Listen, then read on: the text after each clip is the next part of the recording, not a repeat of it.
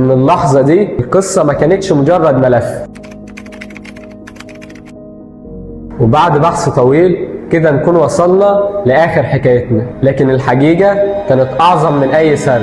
جايز تكون القضية وصلت لنهايتها، بس دي ما كانتش جريمة، دي كانت قضية بطولة ودعوة غيرت مجرى التاريخ.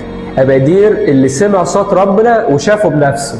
ربنا دعاه وقال له: اسمع مني يا مختار يا أبادير، قم لتمضي إلى صعيد مصر أنت وأختك إيريني. ومش بس كده، ده ناداه تاني وقال له: أنا أنعم على تلك البلد بجسدك، والموضع الذي يكون فيه جسدك أجعل الملائكة يحرسونه، لأنك رفضت كل شيء من أجل اسمي.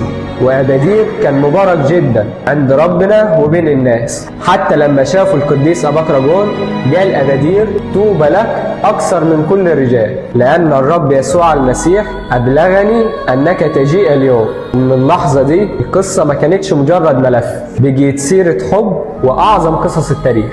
أبادير اللي دعاه ربنا حبيب الله والناس بقي أعظم الرجال، وإيريني كانت سلام الله الحي فينا. وعشان كده كل سنة وفي نفس التاريخ 28 توت بنعيد بحبهم وتضحيتهم ونذكرهم ونطلب شفاعتهم. جايز تكون الحكاية خلصت هنا، بس حبنا ليهم لسه بيتجدد مع كل خميس، بيجمعنا وبيفكرنا احنا مين، واننا جزء من عائلة جنود المسيح، العيلة اللي عايشة بحب شفعاها وكبار عيلتها.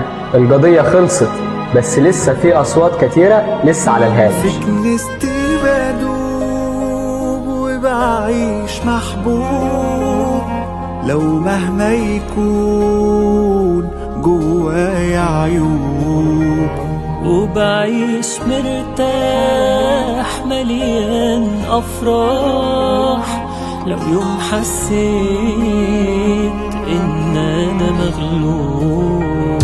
في كنيستي بدوب وبعيش محبوب، لو مهما يكون جوايا عيوب، وبعيش مرتاح مليان أفراح، لو يوم حسيت